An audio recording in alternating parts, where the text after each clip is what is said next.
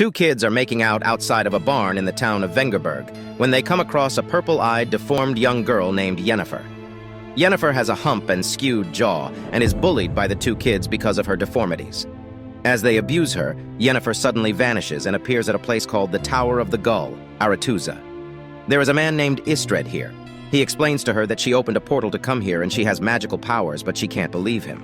He warns her that her magic use has made her a target for other sorceresses who will come looking for her.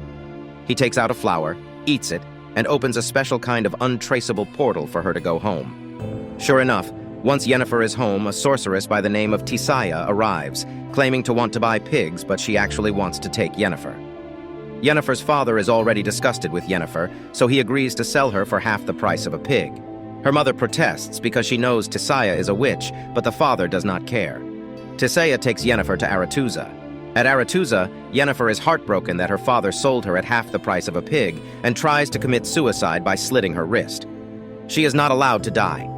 She tells Tisaya she wanted to have control over one thing by killing herself, but Tisaya tells her she wasn't taking control. She was losing it. Yennefer attends her first class alongside other young women who have also shown an affinity for magic. Tisaya teaches them that to perform sorcery, they need to draw power from something. She gives them a flower and tells them to draw power from it to make a rock float. All the other students manage to move their rocks except for Yennefer. Yennefer gets frustrated and leaves. Later, Yennefer comes back to the Tower of the Gull and meets Istred, introducing herself properly. Next, Yennefer is in a class where Tisaya is teaching the students to read each other's thoughts and learn each other's greatest fears using magic. Yennefer once again struggles with the task. Frustrated, Yennefer cheats. She pretends that she has read her partner's mind and knows what her fear is, but Tisaya can tell she is lying. Tisaya reads Yennefer's greatest fear and tells her that it is true. She tells Yennefer that no one would love her even if she was a beauty. Yennefer expresses her frustration and despair to Istred. She says that she just wants to be good at something for once in her life. Istred tells her that he struggled when he was first learning at Aretuza as well and that it's okay. He allows her to read his thoughts for practice, and surprisingly, she manages to do it. The next night, Tisaya wakes all the young girls up and brings them to the Tower of the Gull for a new test. In this test, they have to catch lightning in a bottle. Several girls try and fail. Yennefer steps up, but she is struck by lightning and thrown back. Her body seems to absorb the lightning. The next girl steps up and manages to successfully perform the feat. Tisaya looks at her proudly and looks at Yennefer disapprovingly. Enraged, Yennefer directs the lightning at the girl, but Tisaya deflects it. Tisaya tells Yennefer that she is weak and pathetic for succumbing to her emotions. She says that ultimately all sorceresses are to serve as advisors to kings, and if she cannot control her emotions, then she is not fit for the job. Yennefer comes to Istred and tells him she is failing all the tests and will probably be sent home soon. They will never see each other again. He says they will, and she says maybe they can if he teaches her how to make the special portal he made earlier. He is hesitant because it's an older kind of magic that is not allowed to be taught. However, seeing her distraught, he changes his mind. He tells her that magic was originally taught to humans by elves. They learned it all and slaughtered and oppressed the elves to make it their own. He takes out the flower he took out earlier. He says it only grows where elven blood is spilled. He gives it to her, tells her to take a bite out of it, and say an incantation. She does, and the portal opens. Istred is shocked that she managed to do such an advanced spell on the first try and asks her how. She tells him her father was half-elf, which is why she was cursed with deformities and treated as an outcast. The man back at the barn was just her stepfather. They share a kiss. Turns out, Yennefer was working to retrieve the special flower for Tisaya the whole time. Tisaya wanted to see if Yennefer could control her emotions long enough to complete the assignment. Yennefer asks if this means she gets to ascend, meaning she gets to be placed with a king.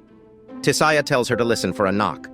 On the other hand, Istred is also working for his superior Stregobor and tells him that Yennefer is a quarter elf. At night, Yennefer hears knocks on the rooms of her fellow students, but not on hers. She follows them and sneakily observes where Tisaya takes them. She notices Tisaya turns them into eels. Tisaya knows Yennefer is snooping and calls her down. She tells Yennefer to push the eels into the water. Yennefer figures out that they will be used as conduits for Aretuza's power. Yennefer realizes that because she is not the one being pushed into the water, that means that she has ascended and gained Tisaya's approval. She pushes her fellows into the water as Aretuza powers up. From then on, Istred and Yennefer develop a sexual relationship, and Yennefer gets much better control over her magic. She even conjures up an audience for their sexual encounter through magic. Istred wonders if they'll get to continue this thing between them. After the initiation ceremony, he will be off exploring ruins around the world, and Yennefer will be placed in the court of the king of Aedirn, her home country. She says that if she gains favor with the king, she can invite him to explore the ruins of Aedirn. She tells Istred that she is worried about the enchantment process. It is the process that turns the sorceresses into the perfect picture of beauty and erases all their flaws. She says that all the other young girls know exactly how they want to look, but she does not. She just knows she wants to go home and not be the scared girl she was before. The man who enchants the sorceresses tells Yennefer that he will turn her looks around no matter how hard it might be. Tissaia arrives and tells Yennefer that everyone has to deal with their flaws in the mirror, but not them. They can look and be however they want. Yennefer says she doesn't know where to start. Tissaia tells her to picture the most powerful woman in the world, every detail of her being. She then transfers Yennefer's thoughts to the mirror and makes her see that woman. A meeting of the chapter of Aretuza is taking place where Tissaia mentions that Yennefer is to be sent to Aedirn because she is from there and the king prefers sorceresses from his own kingdom. Stregobor says that Aedirn's main trade partner hates elves, and since Yennefer is part elf, they would not be happy with her placement there. Tissaia is shocked that Stregobor knows of Yennefer's lineage, but tries to defend Yennefer regardless. However, when it comes down to a vote, everyone agrees that Yennefer should go to Nilfgaard instead, which is a lowly kingdom with a very inappropriate king. Upon hearing this news, Yennefer is enraged. She demands an audience with the chapter, but Tissaia tells her that the problem was her lineage. Yennefer asks Tissaia why she told them about her bloodline. Tissaia says she didn't, and Yennefer realizes that it was Istred. At the initiation ceremony, Istred notices that Yennefer isn't there. He goes to find her in the Tower of Gull. Yennefer is writing a deed that her stepfather can sign. It would declare her his natural-born daughter and clean up the mess about her lineage. Istred says it won't work, particularly because she missed the initiation ceremony and it's all over now. She calls him out for revealing her secret. He apologizes and says he had no idea how the information would be used.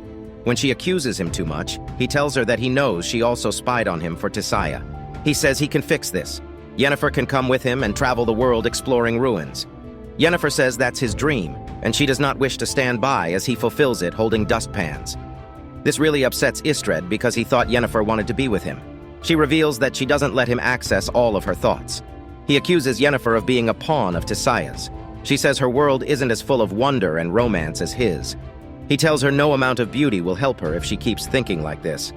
She says she doesn't want beauty. She wants power.